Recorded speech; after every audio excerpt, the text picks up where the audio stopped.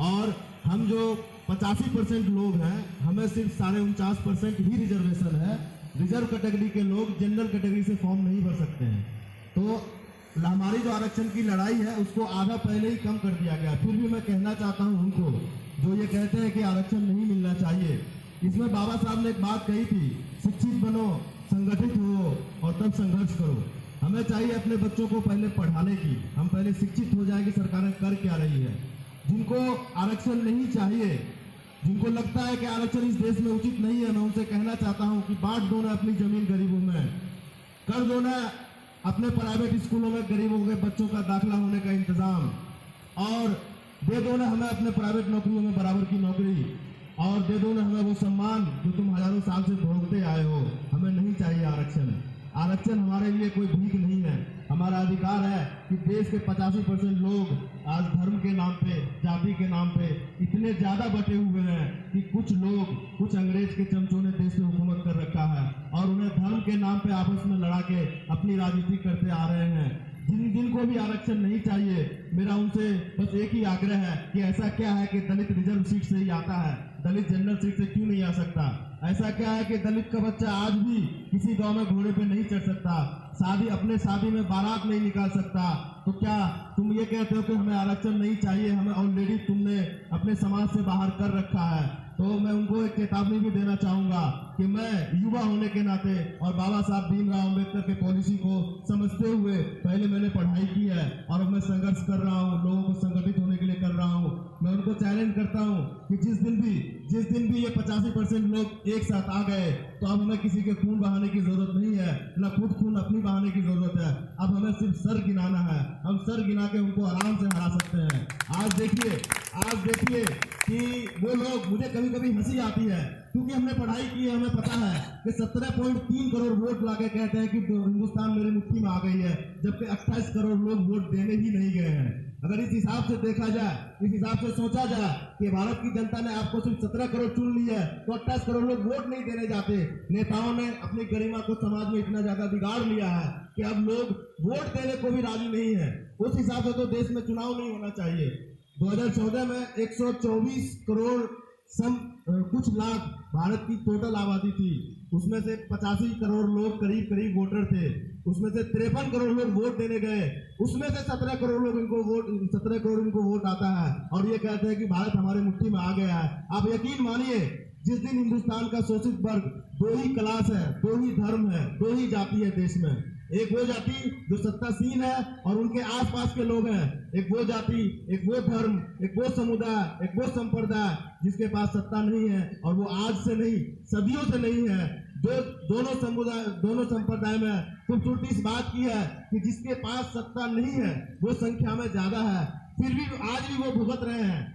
आज हमारे बाबा साहब के संविधानों का हम कितना अनुसरण कर रहे हैं कि आज भी तुम हमको शादी करने के लिए अपने गांव से बाराती ले जाने नहीं देते हो, और हम क्या करते हैं कि कोर्ट में जाते हैं, कोर्ट में मर्जी लगाते हैं कि हमको शादी करने दो। संख्या में टिकोगे क्या?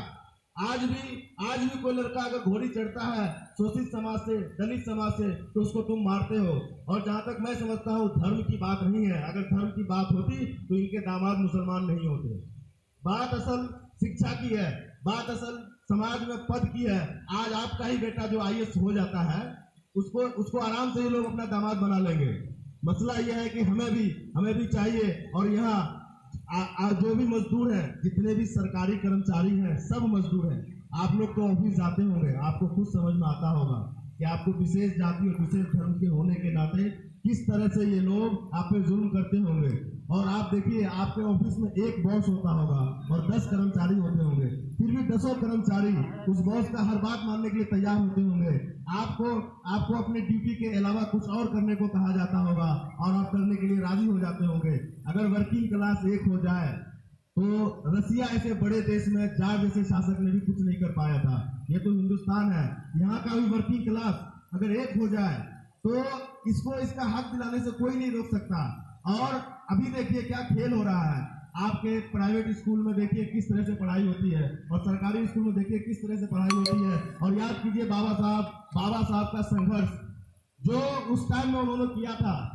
सैनिक स्कूल में रहते हुए भी बाहर रह के इन्होंने पढ़ाई की थी और जिस तरह से इन्होंने पहले पीएचडी किया और पीएचडी करने के बाद भी बैरिस्टर बने, उसके बाद पीएचडी इनका इकोनॉमी पे था और उस वक्त इनकी दूरअंदेशी देखिए, उस वक्त ये पीएचडी इकोनॉमी पे कर रहे थे कि भारत के पैसों का मूल्य कैसे स्थिर रहे, भारत के पैसों का वैल्यू कैसे बढ़े, ये उस टाइम में वो कर रहे थे।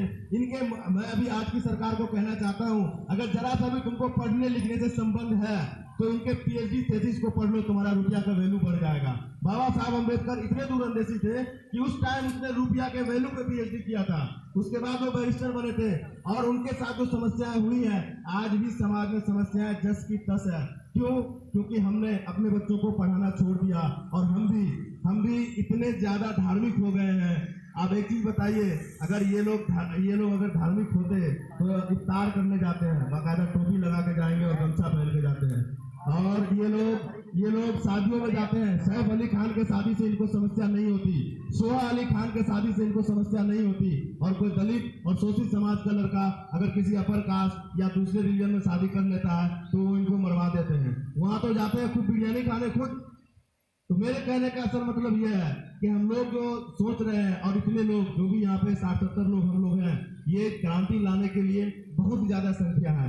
हमें जितना ही समय मिलता है उतने ही समय में अगर हम अपने समाज के प्रति थोड़ा सा भी काम करें, थोड़ा सा भी योगदान दें तो समाज को बढ़ते टाइम नहीं लगेगा। वरना ये सोचिए, हम लोग खुद याद करें कि जब हमारे बाप दादाओं ने इस हिंदुस्तान के लिए खून बहाया था, आजादी के बाद जो उनका सामाजिक एक्सेप्टेंस बढ़ा था थोड़ा सा, आज क्या हो रहा है? अगर आज हम चुप रह गए तो याद वो दिन कीजिए जब आपके बच्चों के साथ होता रहेगा। कोई भी अन्याय हो सकता है। आज आसिफा के साथ जम्मू में हुआ, उत्तर प्रदेश में हुआ, असम में भी घटनाएं हुई। आप एक चीज बताइए कि सब जगह सरकारें किसकी है? ये लोग इतने ज्यादा अपने आप को कुपड़ बुद्धिजीवी बन गए हैं कि कहते हैं कि जो कानून व्यवस्था है वो स्टेट का सवाल है। तो स्टेट में सरकारें किसकी है? तुम खुद कहते हो कि केंद्र में भी हम हैं और 22 राज्यों में भी हम हैं, फिर कहते हो कि ये जो कानून व्यवस्था का सवाल है। हमारे साथ मसला हमारे असल में ये है, मैं हालांकि ये व्यक्तिगत टिप्पणी होगी लेकिन फिर मैं ये कहना चाहूंगा कि आज हम अपने मासूम औलादों को बे औलाद वालों के चरण में छोड़ दिया है। अब उनकी मर्जी है, वो उनको लात मारे या ना मारे, लेकिन है तो उनके चरण में ही। हमें चाहिए खुद ही, मैं तो कहता हूँ चैलेंज के तौर पे ही कहता हूँ कभी कभी कि आपको लोगों से समस्या होती है कि सरकारी पैसे में पढ़ कैसे लेता है गरीब का बच्चा, तो आप भी तो सैलरी सरकारी पैसे का ही पाते हैं ना, आप भी सैलरी पाते हैं सरकारी पैसे का। अब देखिए खेल क्या है कि आपका बच्चा अगर सरकारी से पढ़ेगा, +2 कर लिया तो फिर ग्रेजुएशन के लिए एंट्रेंस देना है। इसका क्या मतलब है कि 14 साल मेरा बच्चा तुम्हारे स्कूल में पढ़ा और तुम अपने कॉलेज में ही पढ़ने के लिए ये कहते हो कि फिर से एंट्रेंस दो, मतलब फिर से तुमको छाटे हैं और अपने बच्चों के लिए प्राइवेट कॉलेज या अमेरिका या लंदन भेज देते हैं। दो ही बात है ना, या तो तुम्हारा स्कूल ठीक नहीं है या तुम्हारे पास ज्यादा कॉलेज नहीं है। दोनों सूरत में सरकार का दोष आता है। जब तुम्हारे पास नौकरियां, देखिए रेल को ही लोग प्राइवेट कर रहे हैं और सारी चीजों, अब प्राइवेट में हमको नौकरी देंगे नहीं क्योंकि हम दलित शोषित और वंचित समाज से आते हैं, और ये कहते हैं कि तुमको आरक्षण दे रहे हैं जहां 50%। अभी हाईकोर्ट का एक दो जगह रिकमेंडेशन आया है कि जो रिजर्व कैटेगरी के लोग हैं वो उसी में फॉर्म भरे, जनरल कैटेगरी में वो फॉर्म ना भरे। तो कहने का वही मतलब हुआ ना कि 15% लोगों के लिए तुम 50% सीट रिजर्व कर दिए हो और हम लोग अभी भी अपने दूसरे तरह के आरक्षण के लड़ रहे हैं। असल में आप लोग घर में होते हैं, औरत तो महिला तो अच्छे से जानती है। मेरी भी एक बेटी है, जब वो बोलती है पापा टॉफी खाएंगे तो टॉफी उसको नहीं खिलाते हैं क्योंकि खांसी हो जाता है। हम क्या करते हैं, घर का लाइट ऑफ कर देते हैं। तो आप फिर बोलती है कि पापा डर लग रहा है, लाइट जलाइए। तो सरकारें असल में आपका सब कुछ खत्म करते जा रही है। मतलब वो उसको टॉफी नहीं चाहिए और उसको अंधकार से डर लगने लगता है, उसके लिए बड़ा डर हम उसको पेश कर देते हैं तो वो डर से वो सो जाती है। या आजकल यूट्यूब का जमाना है, हम लोग कुत्ता का बोली उसमें लगा देते हैं कि कुत्ता का झों झों करेगा, बच्चा डर जाएगी और सो जाएगी, लेकिन हम उसको टॉफी नहीं देते हैं फाइनली। तो सरकार वही कर रही है कि आपका असल में आरक्षण एक तरफ से खत्म करते जा रही है और दूसरी तरफ से सुप्रीम कोर्ट से ये कहलवा देती है कि कहलवाने का मैं इसलिए बोल रहा हूँ कि उनके ही चार जज आके पब्लिक में क्या कह रहे हैं हम लोग सब जानते हैं। दूसरे एंगल से आप क्या कहते हैं कि हमारा आरक्षण बचाओ और उधर से आपका 50% आरक्षण ले लेती है। इसी तरह से राजनीति में होता है। राजनीति में मेहनत कोई और करता है, वोट कोई और देता है और जीत कोई और जाता है।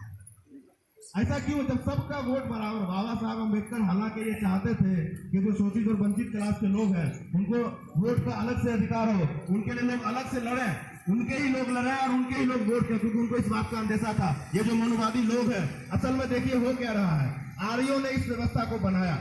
समाज में वर्ण पे आधारित समाज हमेशा से रहा, जब से सृष्टि रही है। लेकिन आर्यों ने ये 4 टाइप का वर्ण बनाया, ब्राह्मण, क्षत्रिय, वैश्य और शूद्र। नाम क्या दिया? सामाजिक एकीकरण। सामाजिक एकीकरण और समाज में चलने के लिए हमें ये चारों वर्ण की जरूरत है। और उसमें देखिए इनकी खूबसूरती कि अपने संस्कृति को सर्वोच्च मान के ब्राह्मण बना दिया। और जो यहाँ के लोग, जिसको उस वक्त भी न खाने को खाना था, न खाने को अच्छा खाना था, न पीने को अच्छा पानी था, और न इनके गुरुकुलों में पढ़ सकते थे, बाकायदा वेद के पढ़ने वालों को कान में शीशा पिघला के डाला गया। और वैसे टाइम में इनको बोल दिया कि आपकी संस्कृति ठीक नहीं है, इसलिए आप शूद्र हो गए। और आज देखिए फिर क्या हो रहा है, आज का खेल आप देखिए, इनका खेला देखिए, क्या बोल रहे हैं? सांस्कृतिक राष्ट्रवाद। वहां क्या था? सामाजिक एकीकरण, और यहाँ आया सांस्कृतिक राष्ट्रवाद। और ये फिर चाहते हैं कि दलित ही रहे। इनको मुसलमान से समस्या नहीं है, मैं जहां तक मानता हूं। ये सिर्फ डराने के लिए ये काम करते हैं, वरना अगर मुसलमानों से समस्या होती तो अपने घर का दामाद तो कतई नहीं बनाते, इसकी तो गारंटी है। हमको जिससे समस्या होगी उसके साथ मैं अपनी बेटी तो कभी नहीं बिहाऊंगा। लड़ लेंगे, हो सकता है दोस्ती कर लें, साथ में भोज खा लें, लेकिन बेटी तो नहीं बिहाएंगे। बेटी बिहाना बहुत बड़ी बात होती है। और जिनको आरक्षण नहीं चाहिए उनको बोलते हैं कर दो ना अपने बेटी की शादी किसी दलित से, कर दो ना। जब मुसलमान से करते हो दलित से करने में क्या है? कर दो ना, कर दो, या अपने बेटे की शादी दलित से कर दो। साथ में खाने वाला ढोंग नहीं चलेगा कि आप पिज्जा मंगा लेंगे बाहर से और बोलेंगे कि हम दलित के घर में खा लिए। अगर तुमको आरक्षण नहीं चाहिए, मतलब हम सब बराबर है, संविधान हमारा तुम्हारे हिसाब से जो कहता है बराबर है, तो आओ साथ में शादी करते हैं, एक दूसरे घर शादी करते हैं, एक दूसरे से गले मिलते हैं, एक दूसरे का जूठा खाते हैं, एक थाली में रोटी नहीं चावल दाल खाते हैं। अगर जो लोग आप देखे होंगे एक थाली में खा रहे होते हैं तो वो रोटी खाते हैं, हाथ में रोटी लेंगे, सब्जी में भिगा कर आराम से खा ले। चावल दाल खाओ, दोनों अपना पंचांगुल करते हैं साथ में, नहीं करेंगे ये लोग। कहीं न कहीं जातिवादी मानसिकता इनके अंदर आज भी है।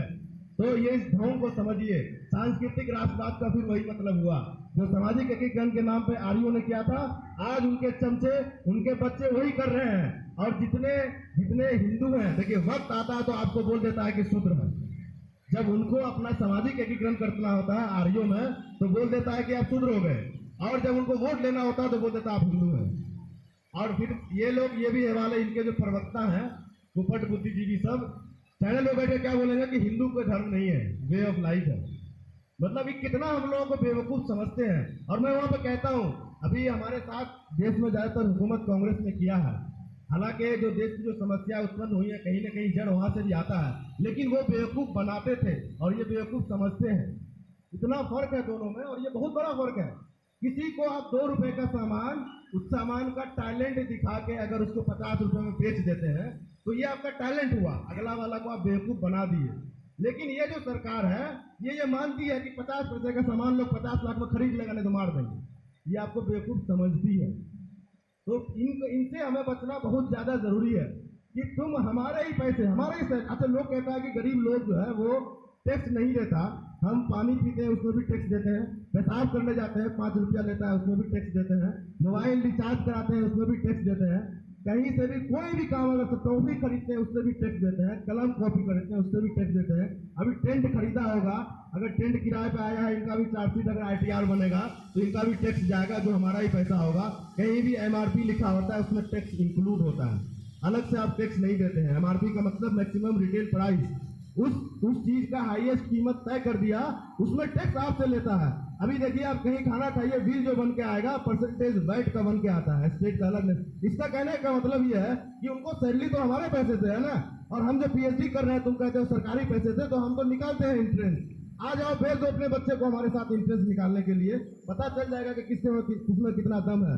आप तुमको ये लगता है अगर कर दो, तुम आओ किसी भी टेस्ट के लिए, एक गरीब को बच्चा, तुम अपने बच्चे को बिठाओ, बराबर स्कूल में पढ़ने का मौका दो, बराबर सामाजिक सम्मान दो, और फिर देखो हम तो सदियों से हारते आए हैं, सदियों से संघर्ष करते आए हैं, लेकिन हमने संघर्ष सही दिशा में नहीं किया है। तो अंत में मैं यही कहना चाहूंगा कि नक्शा लेके हाथ में है बच्चा हैरान, कैसे दीमक खा गई उसका हिंदुस्तान।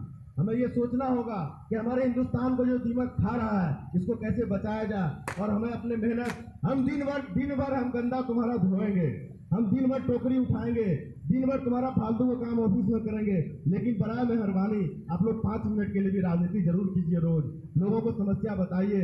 राजनीति का मतलब होता है समाज के लिए समाज के फायदे के लिए संघर्ष, बलिदान और वाद विवाद ये सब करना, ये राजनीति है। अभी जो हो रही है ये कूटनीति है। अपने फायदे के लिए, अपने बच्चों के फायदे के लिए, अपने परिवार के फायदे के लिए आप जिस प्रोसेस से उनको फायदा पहुंचाते हो वो असल में कूटनीति है, वो राजनीति नहीं है। तो हमें चाहिए इनके खिलाफ आंदोलन अब, क्योंकि ये चुनाव आने वाला है। मैं डायरेक्ट कहता हूँ राजनीति क्यों ना करें। अभी चुनाव आने वाला है तो हम सब काम करते हुए भी राजनीति करें, लोगों को कन्विंस करें, लोगों को बताएं। मैं जो आज बोल रहा हूँ इसमें आप सबके खून पसीने का मेहनत है। मेरे अब्बू भी किसान हैं, अगर वो किसानी करके हमको नहीं पढ़ाते, जिस तरह से आप लोग मजदूरी करके अपने बच्चों को पढ़ाते हैं, तो मुझे इतनी जानकारी नहीं होती। इनका षड्यंत्र यही है कि गरीब का बच्चा पढ़ ही ना पाए और पीएचडी तो कतई नहीं कर पाए। तो आप लोगों को जो मैं बोल रहा हूँ असल में ये आपका ही खून है, जो आपने मेहनत किया हमारे पर से, मैं आपको बता रहा हूँ, जो हमारी जिम्मेदारी आप तक पहुंचा रहा हूँ। तो आप लोग का दायित्व बनता है, 50 लोग भी हम लोग यहाँ हैं, तो हम लोग राजनीति अब करें। इनके खिलाफ जिंदाबाद मुर्दाबाद तो हम लोग कर लिए 4 साल, अब राजनीति करें।